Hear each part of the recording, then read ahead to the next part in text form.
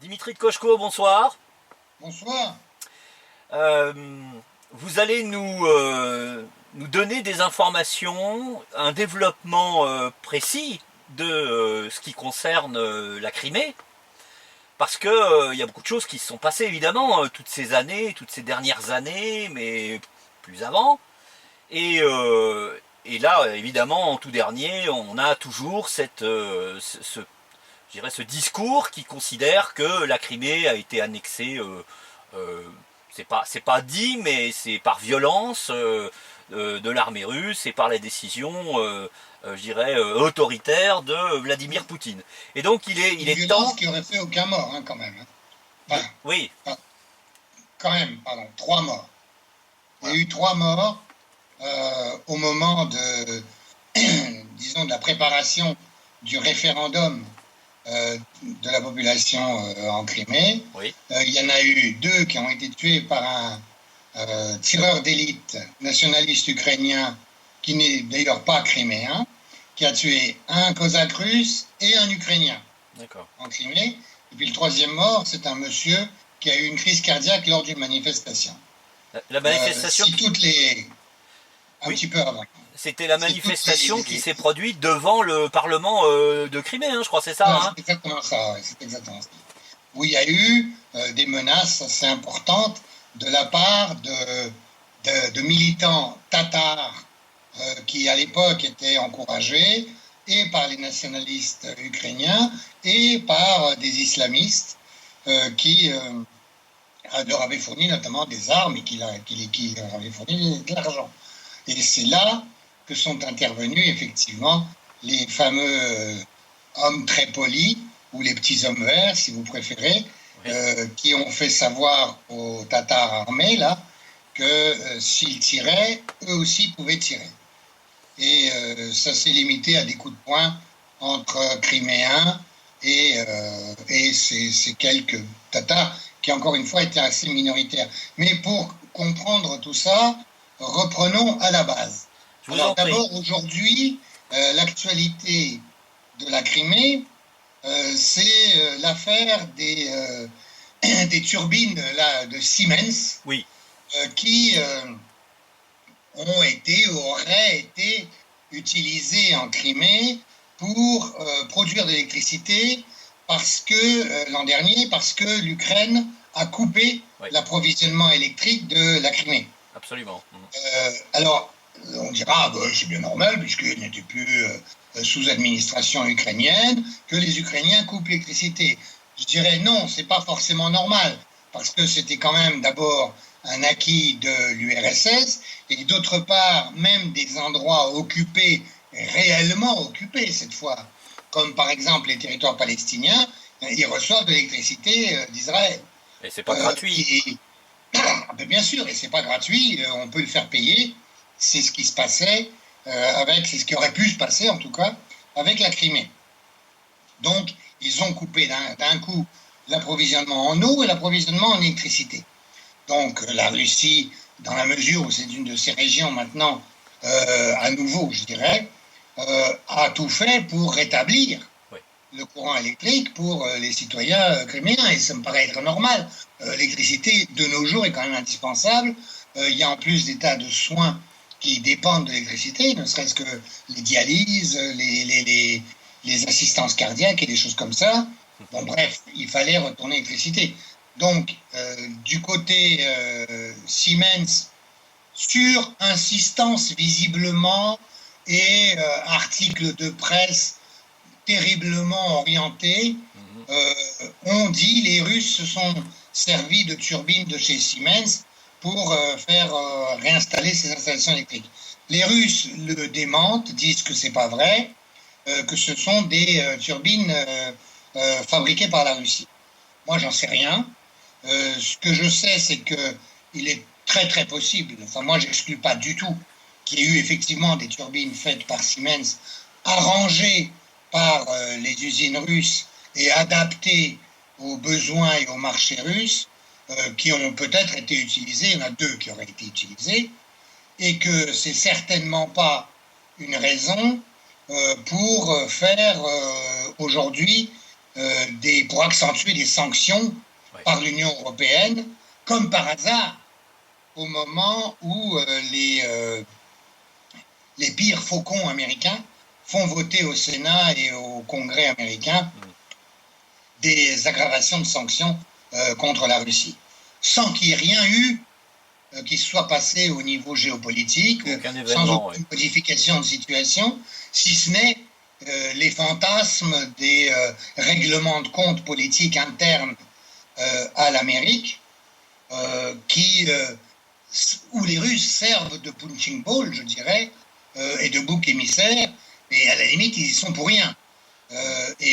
C'est évident que plus ça va, plus les accusations contre les Russes sont absurdes sur ces histoires d'immixtion dans les élections, que plus ça va, plus on s'aperçoit que c'est complètement interne, mais plus on s'aperçoit aussi que ça devient une affaire rentable pour des médias de cultiver l'antirussisme qui prend carrément des formes racistes, il faut bien le dire, et qui me rappelle terriblement les années 30, quand on utilisait d'autres ethnies et d'autres religions comme bouc émissaire pour faire face à une crise, qu'elle soit politique ou économique. Donc je trouve la situation terriblement dangereuse, et c'est une situation de haine qui fait que nous sommes en train de préparer les opinions publiques au pire dénouement. Ça, il faut qu'on y fasse vraiment attention. Il faut vraiment que nos collègues journalistes s'en rendent compte et qu'ils arrêtent de raconter n'importe quoi, de se prêter à n'importe quoi et d'encourager la haine, même si ça devient un produit vendable. La haine et d'autres bassesses humaines sont des produits vendables, malheureusement. Mais il ne faut pas aller là-dedans. Il ne faut pas. Bon, voilà, je reviens à la Crimée. Aujourd'hui, la Crimée, contrairement à ce qu'on décrit quelquefois, justement, dans cette presse, malheureusement, majoritaire, et celle du système, elle n'a rien d'un pays occupé. Elle n'a rien à voir avec la Cisjordanie ou la bande de Gaza, encore moins, évidemment. C'est un pays où vous pouvez vous promener tout à fait librement, une région où vous pouvez vous promener tout à fait librement. C'est un endroit du Sud qui a ses problèmes, bien évidemment, hein, mais qui n'a pas de guerre, contrairement au Donbass relativement voisin. Et je peux vous dire que les Criméens s'en félicitent tous les jours. Le référendum par lequel les Criméens ont choisi de revenir à la Russie, en quelque sorte, est un vrai référendum, contrairement à ce qu'on a voulu quelquefois faire croire en disant qu'il y avait un soldat russe derrière chaque électeur de Crimée, ce qui est absurde. Il n'y avait absolument pas besoin de ça. Moi, tous les témoignages que j'ai eus, et je connais bien la Crimée, parce que j'y ai travaillé, en plus pas mal de temps, sous administration ukrainienne et aujourd'hui sous administration russe. Je peux vous dire qu'il n'y avait pas besoin, compte tenu de ce que j'avais vu à l'époque ukrainienne, il n'y avait pas besoin de mettre un soldat derrière chaque électeur criméen pour avoir une majorité de gens qui se prononceraient soit pour l'indépendance, soit pour le rattachement à la Russie. La seule chose qu'on pourrait dire, c'est qu'il serait vrai que s'il y avait eu le même référendum un an plus tôt, c'est-à-dire en 2013, avant le Maïdan, il n'y aurait sans doute pas eu 90%, enfin 93 je crois, 93% de gens qui auraient voté pour le rattachement à la Russie. Il y en aurait eu moins. Il y en aurait eu moins, tout simplement parce que les gens ne veulent pas forcément changer, les gens ne savent pas trop. Il y aurait eu, je pense, une vingtaine de pourcents, et j'ai interrogé des Criméens sur la question, hein, il y aurait eu une vingtaine de pourcents de personnes qui auraient voté pour le maintien avec l'Ukraine. D'accord. Après le Maïdan, après les décisions contre la langue russe, après les menaces, après la montée de l'extrême droite, après le fait que de nombreux policiers ont été blessés sur la place Maïdan de l'indépendance à Kiev, alors que ces nombreux policiers, il y en avait beaucoup qui étaient de Crimée. Oui. Ouais. Donc ils sont revenus en Crimée, blessés, maltraités. Ils ont été doublement maltraités parce que non seulement ils ont été les victimes des assauts, des groupes d'assaut justement nazis, oui. entraînés en Pologne et financés par nous autres, par les Occidentaux, mais en plus, ils ont reçu des ordres totalement contradictoires ou n'ont pas reçu d'ordre de faire quoi que ce soit. Donc, c'est une force qui est rentrée en Crimée en étant amochée, démoralisée et très remontée contre le pouvoir de Kiev. Ça a joué un rôle assez considérable dans l'opinion en Crimée. D'accord. Bien évidemment, il y a eu en plus toute une tentative d'assaut sur la Crimée par des nationalistes de l'Ouest ukrainien pour essayer de mater la Crimée, qui a toujours été considérée par les Ukrainiens de l'Ouest, les nationalistes ukrainiens, comme un endroit hostile, comme un endroit qu'il fallait mater, comme un endroit dont il fallait virer le plus possible de Russes le plus rapidement possible. C'est ce qu'il se disait quasiment ouvertement à l'époque du président Yushchenko, la révolution orange, et ce qui s'est pratiqué sous Yushchenko en Crimée même. Qu'est-ce qui se passait en Crimée même à un moment où moi j'y étais, où j'ai travaillé en Crimée? Eh bien, on décourageait effectivement la langue russe, alors que les Criméens n'ont jamais parlé l'ukrainien. Les dialectes galiciens, qu'on appelle maintenant ukrainiens, ils n'ont jamais connu ces langues-là, ils ne les ont jamais pratiquées. Il y a eu des cours d'ukrainien à partir de 1954, lorsque la Crimée a été rattachée par Khrouchtchev, sans demander l'avis de personne. Khrouchtchev, qui est un Ukrainien, n'oublions pas, hein, y compris un Ukrainien qui a participé et qui s'est fait sa gloire dans le Parti communiste soviétique en massacrant ses compatriotes ukrainiens pendant la collectivisation, ce qui aujourd'hui a été appelé par les nationalistes ukrainiens, et notamment par ce fameux président Yushchenko, ça a été dénommé le Golodomor, enfin ils disent Golodomor, c'est-à-dire la famine génocidaire contre soi-disant uniquement les Ukrainiens. Il y a eu un, je dirais, génocide, en fait c'est pas un génocide, c'est un classocide, professionnocide contre la paysannerie ukrainienne, russe, biélorusse et kazakh, pour autant qu'il y en avait, parce que cette collectivisation a effectivement visé à vider les campagnes et à massacrer la paysannerie. Et pour deux raisons. Pour une raison économique, parce que la révolution de 17 a été notamment due par le fait que les campagnes étaient très pauvres, car il y avait une surpopulation paysanne et que les terres ont été très mal attribuées après la libération du servage en 1861. Oui, on remonte loin. Hein. D'autre part, parce que la paysannerie était considérée par les bolcheviks comme une classe réactionnaire attachée à la propriété terrienne, et que avec la politique de la NEP notamment, il y avait eu effectivement des paysans qui se sont mis à travailler, qui ont beaucoup produit. J'ai eu plusieurs témoignages là-dessus, puisque j'ai eu le temps de voir des gens qui étaient vivants encore lorsque j'étais jeune et qui ont raconté ces choses-là.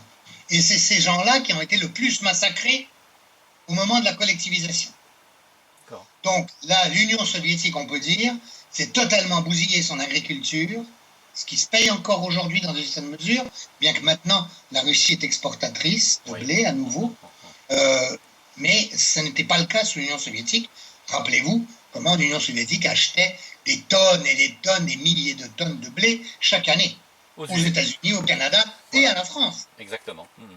Donc les choses ont un peu changé aussi de ce point de vue-là, et là aussi on a la mémoire un peu courte. Eh bien, on peut dire en tout cas que Khrouchtchev, non seulement ça a fait ses armes dans la collectivisation en massacrant notamment les paysans ukrainiens, donc on ne peut pas parler de génocide, puisque les Ukrainiens étaient mêlés ces tueries, à ces massacres.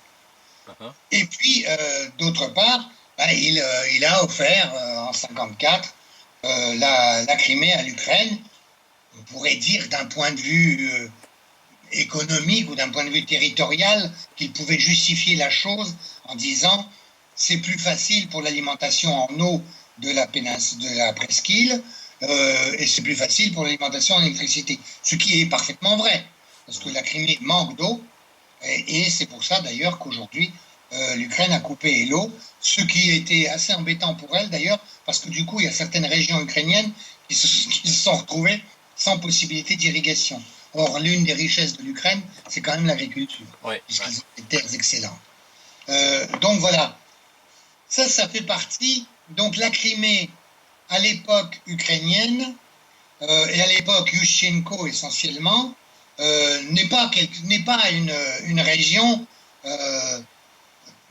c'est une région qui territorialement leur est chère, bien sûr, ils veulent la garder, notamment à cause du potentiel touristique, espère-t-il. Mais elle n'est pas intégrée. Et c'est une région qui a été totalement délaissée, où il n'y a eu aucun investissement, où on a essayé d'implanter la langue ukrainienne, donc comme je vous ai dit, une partie de la Crimée, celle qui est près de Simferopol, la capitale, qui apprenait effectivement l'ukrainien en classe, mais les gens ne parlaient pas du tout ukrainien, et bien peu l'ont bien appris. Mais à Sébastopol, qui n'a jamais été à l'Ukraine, jamais, à l'époque soviétique. C'était autonome quand même. À Sébastopol, c'était l'URSS, et c'était une région à part, comme aujourd'hui d'ailleurs. Aujourd'hui, Sébastopol est comme Moscou et comme Saint-Pétersbourg, un des sujets de la fédération par lui-même. Parce que c'est un grand port militaire, parce que c'est une ville historique, parce que c'est une ville héros, comme ils disent, par rapport à la Deuxième Guerre mondiale. Ah bah oui. Ouais. Donc, voilà, donc tout ça fait qu'en fait, à Sébastopol, les gens ne parlaient pas ukrainien, n'ont jamais étudié, et là, on essayait de les obliger à parler en ukrainien, notamment pour les actes juridiques, les notices de médicaments. Il y a eu des vieux qui sont morts à cause de ça, parce qu'ils se sont trompés dans la posologie. Ah oui. Ça, j'ai eu des témoignages. Pour les élections, on leur a bouclé des bureaux de vote, on leur a supprimé des bureaux de vote pour organiser des queues terribles. On leur a changé leur nom de famille d'une manière autoritaire, en les ukrainisant. Par exemple, on m'a donné l'exemple d'une dame qui s'appelait Kukla, qui en russe veut dire poupée. Elle est devenue Madame Lula. Parce qu'en ukrainien, ça se dit Lula, la poupée. Mais manque de peau, elle ne le savait pas. Donc évidemment, elle ne se trouvait pas dans les listes électorales. Et donc évidemment, ces papiers ne correspondaient pas forcément. Donc il y a eu beaucoup de gens qui n'ont pas pu voter. Parce qu'ils votaient tous pour le parti des régions contre les nationalistes. Ou comme l'Est de l'Ukraine d'ailleurs. Donc, on peut dire qu'il n'y a pas de doute là-dessus. Il y a eu en plus des tentatives d'encourager un nationalisme tatar, parce que la Crimée, avant Catherine II, avant le XVIIe siècle, est une région tatar, est un khanat. C'est pas une les population mêmes tatars naturelle. qu'à Kazan. Comment ? Les Tatars, c'est pas des gens qui sont là depuis des siècles et des dizaines de siècles en Crimée. C'est une population turcophone à la base, c'est ça ? Bien sûr, mongolo-turc, oui, c'est turco-mongol. Bien sûr, c'est une horde. Ils étaient organisés en horde. Il y a la horde d'or qui donc avait un contrôle sur toute la Russie. Et après Gengis Khan, il y a eu plusieurs hordes. Entre les enfants de Gengis Khan, il y a eu des partages qui se sont faits. Enfin, c'est comme après Charlemagne. Effectivement, la horde qui était sur la Crimée s'appelait la horde blanche, contrairement à la horde d'or qui, elle, est restée à Kazan et qui a été défaite par Ivan le Terrible, mais qui aujourd'hui représente un point important en Russie, puisque les Tatars sont la deuxième population ethnique en Russie, et qu'ils sont aussi quand même, disons, le noyau de l'islam russe, l'islam de Russie. Donc en Crimée, les Tatars ont eu quelques ennuis à cause de Staline, après la guerre, car ils ont été accusés de collaboration avec les Allemands pendant la guerre, comme d'autres populations, comme par exemple les Tchétchènes ou les Ingouches dans le Caucase. C'était une accusation parfaitement injuste pour l'ensemble des Tatars, puisqu'il y avait des Tatars de Crimée qui étaient dans l'armée rouge, qui combattaient le nazisme. La plupart des Tatars de Crimée, selon les témoignages que j'ai eu sur place, je me suis un peu interrogé sur la question, n'étaient pas des collabos et ne se sont pas conduits comme tels. Il y a eu des collabos, sans conteste. Comme toujours, c'est minoritaire, quoi. Tous les Tatars n'avaient certainement pas à payer pour ça. Mais sous Staline, il ne faisait pas dans la nuance, et de toute façon, après avoir massacré les paysans, il pouvait bien massacrer aussi quelques Tatars ou quelques Tchétchènes ou quelques Ingouches. Ils l'ont pas fait. Ils n'ont massacré ni les Tchétchènes ni les Ingouches, ils les ont déportés, ni les Tatars, ils les ont déportés en Asie centrale. Et il paraît même que Beria, qui était donc le parrain satanique de Staline pendant un an, voulait même leur faire traverser la mer Caspienne en bateau et se débrouiller qu'il y avait quelques trous dans les bateaux de façon à ce qu'on se débarrasse du problème pendant la traversée. C'est Staline qui a refusé. Alors, non pas parce qu'il était gentil ou parce qu'il aimait les Tchétchènes ou les Tatars de Crimée, mais parce que tout simplement il estimait que c'était un potentiel de division interethnique qui pouvait lui servir un jour. Ce qui n'était pas faux, puisqu'on a vu ensuite comment ça s'est passé, notamment en Tchétchénie. Et pour ce qui est de la Crimée, de la même façon, les Tatars ont donc été autorisés à revenir en Crimée, en fait, depuis l'époque khrouchtchevienne, mais ils sont revenus petit à petit, et ils ont été encouragés à le faire sous Yushchenko, donc, mais encouragés à tel point qu'il y a eu beaucoup de Tatars qui sont venus de Turquie. Ah oui, d'accord. Et ils devaient logiquement regagner leur village, qui était plutôt dans l'arrière des terres en Crimée, mais ils se sont débrouillés pour s'installer plutôt vers le bord de la mer, ou plus près de la mer. Évidemment, c'est mieux, c'est plus cher. Et ils ont été encouragés à le faire par le pouvoir ukrainien qui, de cette manière, chassait des Russes, et notamment des anciens kolkhozes russes, et faisait des autosaisies, comme il disait, et on encourageait, en règle générale, le nationalisme tatar, qui était financé. Ils avaient là-bas plus d'une vingtaine de radios, les Tatars, alors qu'ils représentent 12% de la population de Crimée, aujourd'hui. Ils en représentaient moins. Il n'y avait pas vraiment besoin de 20 radios en tatar, ça je peux vous dire. La plupart des Tatars, en plus, ne parlaient pas tous tatar, mais enfin, il y en a certains qui parlaient, bien sûr.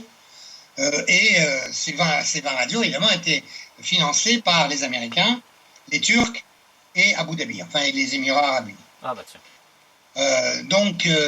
Et évidemment, avec l'encouragement de Kiev, qui pensait qu'ils allaient petit à petit faire pression contre les Russes, et que de toute façon, ça allait maintenir un climat de tension dans une Crimée où, en plus, il n'y avait aucun investissement, où la situation écologique devenait de plus en plus catastrophique, notamment l'alimentation en eau des grandes villes, et notamment de Sébastopol, où les côtes commençaient à s'effondrer petit à petit, parce que à cause de l'érosion, dans laquelle on ne faisait rien, où les plages étaient délaissées totalement, alors que c'est une région magnifique, c'est une région qui aurait dû être touristique, etc. Où il y a le fameux trolleybus le plus long du monde, entre Simferopol et Yalta. Ce trolleybus, c'était un poème. C'était les mêmes trolleybus qu'à l'époque soviétique, c'est-à-dire des trolleybus qui avaient en gros 40 ans d'âge, qui mettaient, pour parcourir la centaine de kilomètres, ils mettaient 4h30 environ, et en gros, il y avait des personnes âgées là-dedans. Je dois dire que j'ai fait le trajet une fois. Je peux vous dire qu'en 4 heures, j'ai appris tout sur la situation de la Crimée, sur les réels sentiments de la population. C'est pour ça que je peux vous dire, pour le référendum, personne n'avait besoin de tricher ni de rien de faire. C'était acquis. C'était des gens qui se considéraient comme russes de toute façon. Et il l'avait dit, et là j'en viens à l'histoire et à des aspects plus juridiques, il l'avait dit à plusieurs reprises, dans les années 90. Oui. Et d'autres référendums. Ils avaient fait des référendums. C'est ça. Alors il y a eu le fameux référendum pour toute l'URSS, où la majorité de la population s'est prononcée dans toutes les républiques pour le maintien de l'URSS. Mhm. On n'a absolument pas tenu compte. Hein. C'est comme pour nous le référendum en 2005. Bah, Bon, Eltsine, personne ne s'en l'agent de la plaint. CIA, s'est arrangé pour détruire la volonté des soviétiques. Enfin là, c'est Gorbatchev. Hein. Enfin oui, Gorbatchev et Yeltsin, si vous voulez, oui. Non, c'est vrai, c'est vrai. Bon, mais enfin, peu importe. Les Yeltsiniens vous expliqueront qu'ils ne pouvaient pas faire autrement de toutes les façons parce que l'URSS était invivable économiquement et que c'était plus fiable, etc., etc. Enfin, bref, on ne va pas se lancer dans ce débat-là, parce que ça, Oui, c'est un autre débat. ok. Mais en tout cas, il y a eu un référendum demandant le maintien de l'URSS. Ensuite, il y a eu un autre référendum en Crimée où ils ont voté pour leur indépendance. Oui, c'est ça. Ce qui a été nié par l'Ukraine en estimant que comme c'était une république autonome et non pas une république fédérée, Ah oui. ils n'avaient pas le droit de se proclamer indépendants. Mais pour les Criméens, ils étaient indépendants. Au point que la Rada, justement, c'est-à-dire le Parlement criméen, Ah oui. s'était voté une constitution dont l'article 1 proclamait que la Crimée était indépendante. Et c'est en 1995 que l'Ukraine est intervenue militairement pour écraser l'autonomie criméenne. Et donc, quand on parle d'annexion de la Crimée, en fait, on pourrait dire que c'est l'Ukraine qui a annexé la Crimée en 1995, quand ils sont intervenus militairement et qu'ils ont écrasé, effectivement, le mouvement local politique. Et il y a eu des morts aussi. Hein. Donc, là aussi, on est juridiquement, la Russie a un bon dossier, en fait. Ouais. Ensuite, on invoque aujourd'hui le fameux, donc, le référendum de 2014 n'est pas une surprise, si vous voulez. N'est pas une surprise, il a eu des précédents et la volonté, la majorité de la population criméenne, y compris une majorité de Tatars, ça j'en suis sûr, et beaucoup d'Ukrainiens, surtout après le Maïdan, évidemment, c'était sans aucun doute. Et il est bien évident qu'une fois qu'ils ont voté pour leur attachement à la Russie, ils y ont plutôt gagné parce qu'ils sont passés d'une monnaie à une autre. Ouais. Ils ont eu une hausse des retraites considérable, mais aussi une augmentation des prix. Hey. Mais un pouvoir d'achat qui est quand même, c'est un pouvoir d'achat qui est quand même, malgré l'augmentation des prix, c'est un pouvoir d'achat qui est quand même supérieur à celui qui existe aujourd'hui en Ukraine. C'est la raison pour laquelle, par exemple, dans le Donbass, ils ne risquent pas de revenir dans l'Ukraine. Hein. Bien sûr, non, mais personne n'y penserait. Mais enfin, je veux dire, c'est ça qui est absurde. Mais on va y venir à la fin en parlant justement des solutions possibles. On parle aussi, ce qui est invoqué très souvent dans les discussions ou dans le bourrage de crâne de la presse mainstream, malheureusement, c'est le fameux mémorandum de Budapest. Il date de 1994, celui-là. Et qu'est-ce qu'il reconnaissait, ce mémorandum de Budapest?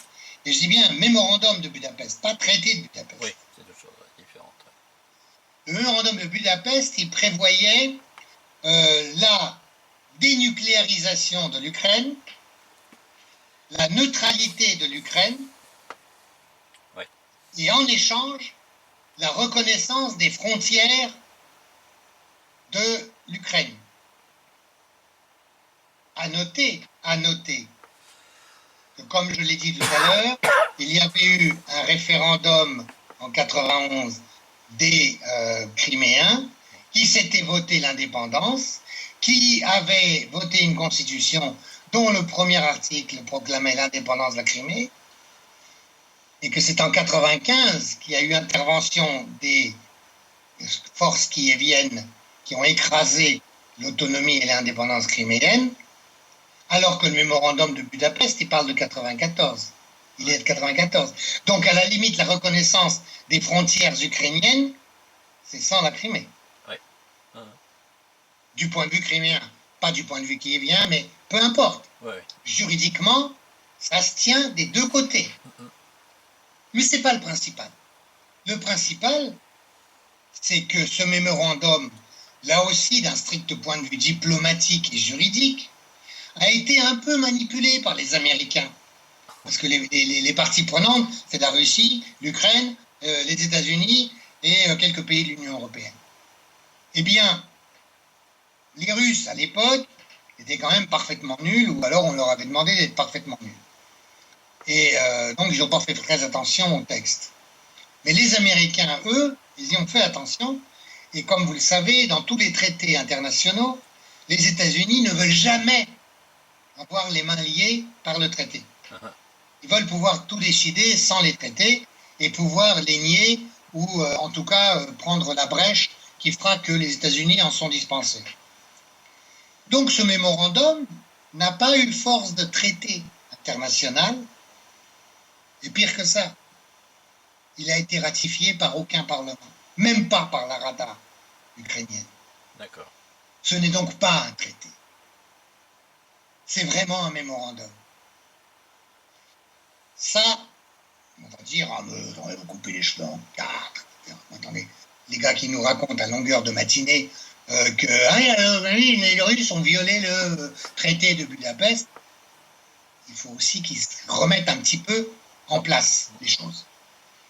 Ensuite, on a bien dit qu'il s'agissait d'une Ukraine dénucléarisée, puisque le problème, et c'est pour ça qu'on a fait le mémorandum de Budapest, c'est que quand l'URSS a été démantelé, on s'est retrouvé en Europe et dans le monde avec non plus 4 pouvoirs nucléaires, disons, 4 États nucléaires ayant la bombe, mais avec 3 de plus, puisqu'il y avait aussi du nucléaire en Biélorussie, au Kazakhstan, en Ukraine et en Russie.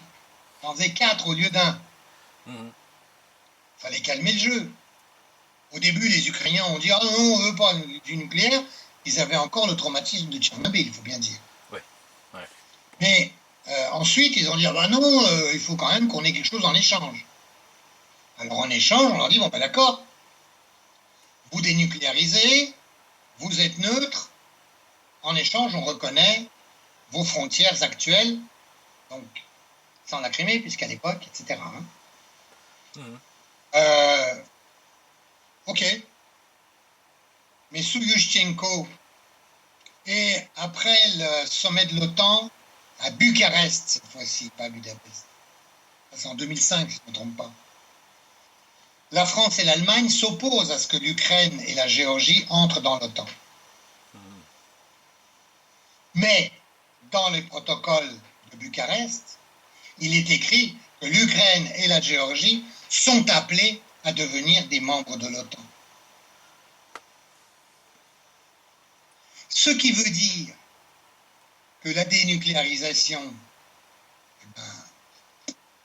au revoir, plus de dénucléarisation, puisque les Américains peuvent y mettre des missiles nucléaires comme ils le font aujourd'hui en Pologne et en Roumanie, par exemple. L'Ukraine, c'est la ligne rouge. Donc, en Ukraine, ils peuvent installer du nucléaire. Donc, l'Ukraine n'est plus dénucléarisée. Et puis, l'Ukraine n'est plus neutre, puisqu'elle entre dans une alliance. Ouais. Et qui plus est, une alliance qui ne cache pas son hostilité à la Russie. Ouais. L'un des signataires du mémorandum de Budapest. Donc, invoquer le mémorandum de Budapest, il faut quand même avoir un sacré culot, jouer énormément sur les ignorances des gens sur la question, et prétendre que c'est ça qui garantirait les frontières de l'Ukraine, qui n'étaient même pas celles-là en 1994, c'est gonflé. C'est quand même gonflé. Donc cet argument-là aussi baisse. De plus, pourquoi à Bucarest, on a voulu mettre l'Ukraine dans l'OTAN, alors que dès 1990, les Américains promettaient à Gorbatchev, en échange de la chute du mur de Berlin et de la dissolution du pacte de Varsovie, ce qui a été fait du côté russe. Mais pas du côté. Eh bien, on leur promettait qu'il n'y aurait pas d'extension de l'OTAN vers l'Est, en dehors de l'Allemagne de l'Est. Et cet imbécile, on peut dire, de Gorbatchev, y a cru. Ouais, parce que Gorbatchev c'était pas un accord écrit. Le regretté Charles Pasqua qui disait les paroles verbales, ça n'engage que ceux qui y croient. Oui. Et bien voilà, Gorby y a cru. Mais vous avez quelques témoignages écrits, je dirais, mais ce sont des témoignages, de la déclaration de James Baker du 9 février 90. Vous avez ça sur le site stoprussophobie.info.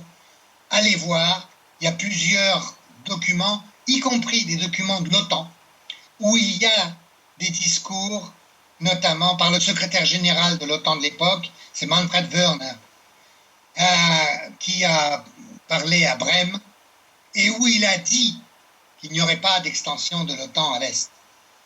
Donc, le mémorandum de Budapest, il est violé doublement par le fait qu'on remette l'Ukraine dans l'OTAN, contrairement aux promesses qui ont été faites, et évidemment, de ce fait, en nucléarisant l'Ukraine et en la sortant de la neutralité qui lui garantissait les fameuses frontières du mémorandum de Budapest. Alors, on en est où maintenant? Ben voilà, l'Union européenne, les États-Unis font semblant de dire la Crimée est annexée, la Crimée est occupée. Vous avez une propagandiste officielle, hein, ou professionnelle en tout cas, comme Ackerman, Ackerman, qui va nous raconter la visite des députés français, notamment Mariani, en Crimée, l'année dernière, il y a 2 ans, ça s'assimile à la visite qu'avait fait Édouard Herriot dans les années 30 en URSS. Il s'est fait rouler dans la farine. C'était justement l'époque que je décrivais tout à l'heure, des massacres, des famines à cause de la collectivisation forcée. Ce qu'il y a, c'est que c'est une comparaison de très mauvaise foi, qui là aussi joue sur les ignorances. À l'époque d'Édouard Herriot, sous Staline, dans les années 30, quand il y avait les procès de Moscou, on ne pouvait pas aller se balader en URSS pour voir et vérifier ce que pouvait raconter Édouard Herriot. Ou que les soviétiques pouvaient raconter n'importe quoi. Aujourd'hui, en Crimée, tout le monde peut y aller. Allez-y, allez voir. Et je vous jure que vous n'arriverez à rien. Sauf les incidents habituels dans les zones touristiques éventuellement. Hein. Oui. Encore qu'à mon avis, il y a moins de pickpockets qu'autour de la Tour Eiffel. C'est sans doute vrai, oui. Oui. Bon, c'est évident. Donc, oui, c'est un pays du Sud. Oui, c'est un pays où il y a des tas de problèmes. Et je dirais des problèmes qui sont quelquefois suscités par le fait qu'ils sont redevenus russes, par exemple. Parce qu'avec l'Ukraine, ils étaient habitués à ce que les lois soient un peu élastiques. Ouais. Parce qu'on ne respecte pas vraiment les choses. Et encore une fois, c'est quand même le Midi. On a des interprétations plus larges des règlements, des lois, et en revanche des meilleures conceptions des rapports de force, de clans, de groupes, enfin, etc., etc. Il y a des tas de clans et de groupes qui ont eu des ennuis. Il y a des tas de policiers qui ont été obligés de réduire leurs prétentions à demander des bakchiches lorsqu'ils arrêtaient des gens en infraction, ou pas en infraction d'ailleurs, au point qu'ils ont quelquefois été remplacés par des policiers de Krasnodar, et ceux de Crimée avaient été priés d'aller faire des stages autre part en Russie. Il est vrai qu'il y a eu des obligations d'appel d'offres pour notamment des ravalements, des entretiens de résidence, des choses comme ça. Et ces appels d'offres, toute la Russie pouvait y répondre. Enfin, peut y répondre. Alors, ça donne des abus, parce qu'il y a des boîtes sibériennes qui gagnent un appel d'offres en indiquant des prix complètement idiots. Mais évidemment, les propriétaires choisissent le moins coûtant, et puis le moins disant, et puis évidemment, il fait un travail de cochon. Ça, c'est des choses qui arrivent vraiment. Hein.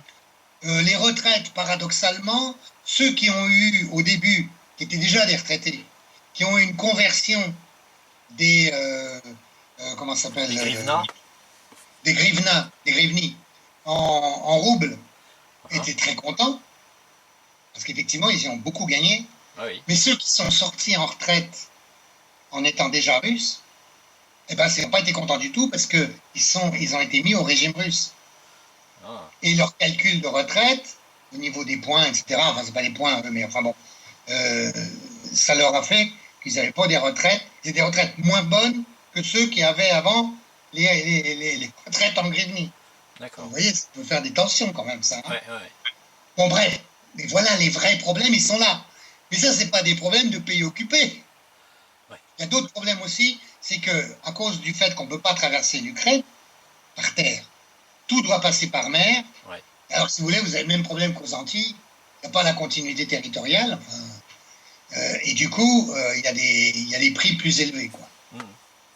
Donc, c'est assez chiant. Alors, les gens commandent par Internet, enfin, bon, toutes les magouilles qu'on peut faire aux Antilles. Enfin, bon, vous savez bien. Mais alors là, il y a quand même une nouveauté, c'est que Vladimir Poutine a lancé le chantier du fameux pont Oui, bien du sûr. détroit de Kertch, hein, et qui va relier l'est de la Crimée En avec continuant Rostov. à la presqu'île, oui, bien sûr, en contournant cette fois-ci l'Ukraine complètement, bien sûr, oui. Oui, le pont est en train de se construire. À mon avis, il va coûter assez cher parce qu'il doit y avoir pas mal de détournements d'argent, comme il y en a eu, par exemple, à Sochi. Mhm. Et ça, c'est une des maladies, malheureusement, du système russe. Hein. Il y a beaucoup d'héritage des oligarques, d'une fonction publique peu scrupuleuse et quelquefois ayant peu le sens de l'État, il faut bien le dire, Mhm. et donc d'une corruption qui existe. Mais il se construit, il avance, ce pont, il avance. Quand il y a eu des urgences comme l'électrification, comme la fourniture d'eau, les Russes ont fait des prouesses. Oui, oui, Ils sont arrivés à faire ça mais en quelques semaines. oui, Ils oui. sont arrivés à fournir à la presqu'île. Et là, bon, ça se sent pas. Enfin, il y a eu des coupures là pendant 3 jours, je crois le mois dernier, ou il y a quelques jours, enfin, quelques semaines. Mais sinon, ça marche bien. Mhm. L'atmosphère générale, je peux vous dire que sur le bord de mer, notamment, c'est la gaieté totale. Enfin, c'est le midi. Le soir, jusqu'à 23h, 20 minuit, les terrasses des cafés sont pleines, ça chante, ça hurle, etc. Quoi. Enfin, c'est une vie, une vie normale, quoi. Hein. Alors, il y a eu une baisse touristique, bien sûr. La baisse touristique, elle est due, alors, moins que ce qu'on a dit. Hein. Enfin, il y a eu une baisse touristique due à la même chose. Vous pouvez y aller qu'en avion. Et en plus, les avions sont obligés de faire des détours de 2 heures ou d'une heure et demie, Ouais, et ça coûte plus cher. ouais. Mhm. Donc ça coûte cher, ça coûte plus cher que la Turquie d'aller en Crimée, Mhm. et le service n'est pas toujours à la hauteur, et en tout cas pas aussi bon qu'en Turquie ou en Tunisie. D'accord. Donc voilà ce qui explique les problèmes de tourisme. Mais ils existent. Enfin, Ça a il y a rien à quand même un voir. tourisme fort, quoi. Ça n'a rien à voir Et qui avec devrait se la. développer. Ouais, Et quand le pont sera fini, à mon avis, tout ça va être réglé en les partie. histoires de prix et de non-continuité territoriale, etc., vont quand même, devraient s'améliorer, quoi. Ouais. Bon, ça, voilà. Alors maintenant, quelle solution? Parce que dire simplement, il faut rendre la Crimée. D'abord, rendre la Crimée à qui? S'il faut la rendre à quelqu'un, il faut la rendre aux Criméens eux-mêmes. Oui. Ouais. Les Criméens eux-mêmes se sont exprimés d'une manière non ambiguë. Donc, il faut bien dire que dire simplement on va rendre la Crimée, c'est impossible et c'est le meilleur moyen pour qu'il y ait une guerre. Ouais. Ouais. Les gens ne voudront pas. Ils ne voudront pas de la situation catastrophique que connaît l'Ukraine actuellement, bien évidemment. Donc, il y a une solution. Si on est de bonne foi, si on veut vraiment régler les choses, c'est qu'aux prochaines élections législatives, par exemple, en Crimée, il y ait des candidats pro-Kiev qui aient dans leur programme rattachement de la Crimée à l'Ukraine. Comme ça, avec les S'ils gagnent résultats, des on voix, verrait la s'ils se crédibilité font de ce. élire, s'ils se font élire, s'ils ont la majorité, ça voudra dire que la population de Crimée veut rejoindre Kiev. C'est très simple, c'est pacifique, avec tous les contrôles de l'OSCE que vous voulez. Parce que le problème, c'est que les Russes ont invité l'OSCE à contrôler les élections, référendum. Ils ont refusé. Ouais, ouais, bah, bien Ils sûr. ont refusé. Et après, ils ont dit, oh, c'était un référendum de triche. C'est trop facile. Ouais. C'est trop facile. Donc, si on veut régler un problème qui n'en est pas vraiment un, puisqu'il n'y a pas de mort, encore une fois. Il n'y a pas de situation d'occupation, il n'y a pas de situation de tension. Il y a des problèmes, mais qui sont des problèmes fiscaux, sociaux, tout ce que vous voulez, mais certainement pas des problèmes d'occupation militaire et certainement pas des problèmes de discrimination vis-à-vis des uns ou des autres. Il y a quelques excités islamistes tatars ou assimilés, qui sont d'ailleurs du côté ukrainien, Ouais. qui essaient de boucler la frontière, qui font beaucoup de ramdam, qui reçoivent effectivement des haut-parleurs du côté des organisations islamistes ou de la propagande occidentale anti-russe, mais c'est tout. Il faut quand même s'assurer de ce qu'est la réalité des choses. La réalité des choses est qu'elle est celle-là. Et si on veut vraiment une solution, eh ben on fait des élections. Très bien, Dimitri Dekochko, de nous avoir éclairé d'une manière brillante sur la situation en Crimée et surtout en rapport avec l'histoire, hein. C'est une occasion de comprendre que on nous en fume copieusement en Occident avec cette histoire d'invasion russe qui tient pas la route. Merci bien, Au revoir. merci bien.